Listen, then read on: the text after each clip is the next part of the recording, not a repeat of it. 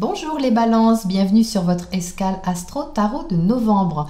La nouvelle lune du 28 octobre donne l'ambiance de ce mois de novembre et elle a lieu en scorpion. Ce qui correspond pour vous les balances à votre secteur financier, donc l'argent que vous gagnez, mais au sens large ce qui touche à vos valeurs. Alors cette nouvelle lune elle est en opposition exacte à Uranus. Uranus, c'est la planète de l'évolution, de la nouveauté, de l'indépendance, de l'autonomie, de l'inattendu également. Et elle est actuellement dans votre secteur du changement, de la transformation. Donc un secteur qui est assez intense, assez profond pour vous. Et ici, ce mois-ci, ça peut donc vous proposer un point culminant dans le changement qui vous concerne et qui doit vous libérer de quelque chose. Alors l'opposition, elle marque une apogée, c'est un point de bascule, certainement une prise de conscience importante pour mettre en place concrètement quelque chose qui a un petit goût de différence ou de nouveauté d'une certaine manière. Alors c'est Pluton qui maîtrise cette lunaison. Pluton, c'est la planète de la transformation, de la mort pour une renaissance plus authentique. Donc Pluton est dans votre secteur familial, foyer, donc tout ce qui touche aussi à votre ressenti, mais du ressenti avec lequel vous fonctionnez de façon plus profonde, auquel vous tenez. Mars, la planète de l'action, elle est, dans votre signe à la date de la nouvelle lune et jusqu'au 19 novembre. Donc ça vous donne plus d'énergie les balances, ça vous donne envie d'agir dans le relationnel et la communication surtout. Mais en même temps, ce Mars, il est en carré à Saturne et Pluton. Donc il vous demande en même temps de vous adapter un peu à l'autre. Alors peut-être au niveau familial, une adaptation qui vous demande de renoncer éventuellement à certaines choses au passage et à vous adapter également à la réalité, à la situation. Donc ça peut marquer un petit inconfort avec lequel vous devez négocier d'une certaine manière. Donc pendant ce temps, Vénus, la planète de l'amour et du sentiment, elle entre en Sagittaire. Un signe qui est ami avec vous les balances. Le Sagittaire, il est en harmonie avec vous. Donc Vénus entre dans votre secteur communication. Donc, vous pouvez pendant ce mois exprimer vos sentiments plus librement, d'une façon plus fluide, enfin tout au moins c'est ce que vous aurez envie de faire. Alors Mercure, la planète de la communication justement, alors lui il préfère ne pas entrer en Sagittaire, il rétrograde en Scorpion, il préfère réfléchir de plus près, re-réfléchir de plus près sur des questions financières. Alors revoir peut-être des questions en rapport avec vos biens, redéfinir aussi ce qui fait votre valeur et aller justement au fond des choses avec une certaine ténacité quand même pour éclaircir les zones d'ombre. Alors vous pouvez également ici consolider et approfondir des questions familiales aussi. Alors la pleine lune du 12 novembre sera dans l'axe Taureau-Scorpion et elle mettra en lumière un changement important au sujet de vos acquis.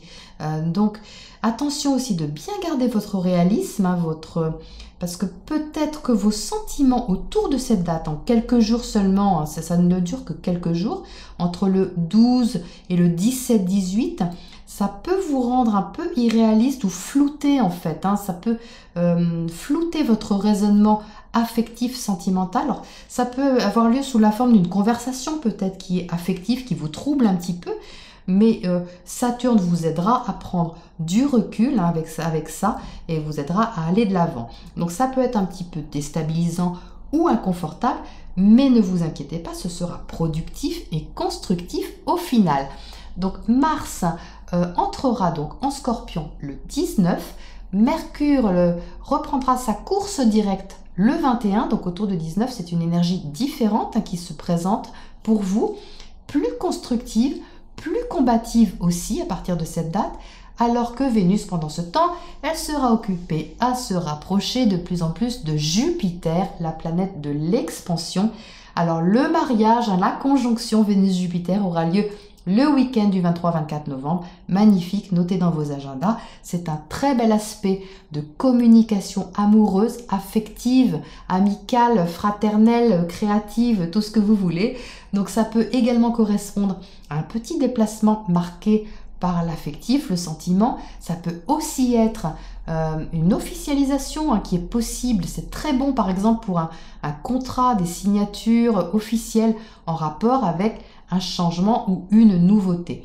La nouvelle lune de la fin du mois, donc du 26 novembre En Sagittaire, j'y reviendrai bien sûr dans la prochaine vidéo, mais un petit mot quand même, elle sera encore en aspect à Uranus, cette fois un peu plus délicat, mais porteur de transformation et d'évolution et de changement durable.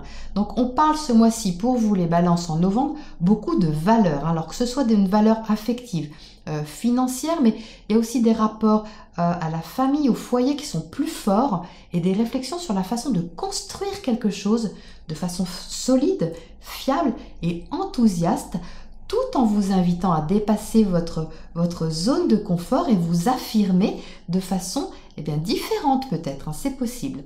Voilà donc les balances pour votre point astro et nous passons maintenant à votre tirage. Vos cartes, les balances, donc pour ce mois de novembre, vous entrez avec le 4 de bâton. Donc on parle tout de suite, ça donne tout de suite le ton de la stabilité au foyer. Hein. Le 4, c'est la famille, c'est l'engagement, c'est quelque chose de stable, c'est votre refuge en fait. Hein. Donc ici, vous voyez, on parle bien de quelque chose qui est familial, quelque chose qui est lié à votre équilibre intérieur, quelle que soit la manière dont il se manifeste, qui est stable pour vous, qui est quelque chose de rassurant, d'agréable, de paisible à côté du soleil. Hein, c'est vraiment, voilà, l'équilibre est là, on touche pas trop aux choses, sauf qu'ici, le roi de bâton a sauté à l'envers, donc je l'ai laissé à l'envers parce qu'il était déterminé à vous délivrer un message dans cette position inversée. Le roi de bâton normalement symbolise donc un certain charisme hein, dans la façon d'agir, hein, c'est un signe de feu, hein, le roi de bâton. Sa façon d'agir, elle est affirmée, elle est assumée, il sait ce qu'il veut, il le fait voilà, avec autorité, sans se poser de questions, et là c'est à l'envers. Donc il y a ici un certain retrait de votre part qui est dû au fait que Mars se trouve en carré justement à Saturne et Pluton, ce qui freine un petit peu l'action, parce qu'il y a ici l'équilibre et l'harmonie qui est privilégié au service d'une action que vous réfrénez peut-être pour ne pas déséquilibrer ce qui est bien paisible. Mais pourtant, il y a une recherche de compromis. Hein. Au centre, vous êtes au centre de ce tirage avec la tempérance.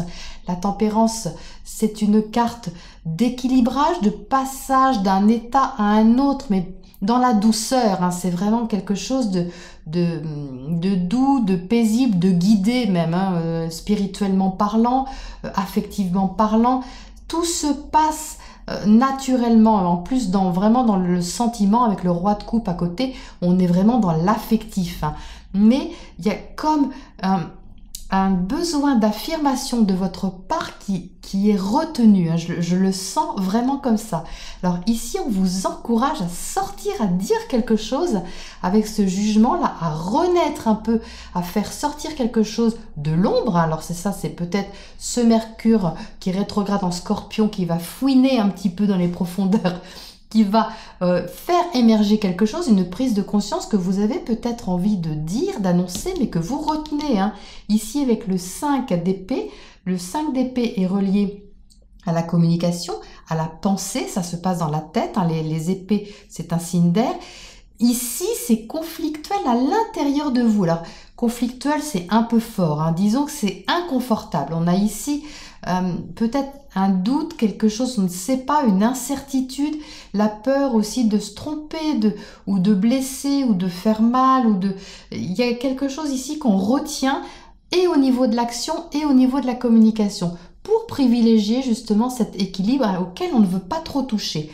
Mais le pape qui est là vous encourage lui aussi à officialiser quelque chose. Hein. C'est, vous voyez, ce roi de bâton qui est retourné au début du mois, enfin qui est votre énergie avec laquelle vous entrez, eh bien à la fin du mois, certainement après la pleine lune, vous retrouvez un chevalier de bâton, alors qui n'est pas le roi, oui, mais enfin le chevalier, il est quand même très actif, hein. Il va de l'avant, il est en mouvement, contrairement au roi qui lui a une stature, une posture qui est quand même une assise. Hein. Lui, le chevalier, il bouge, hein.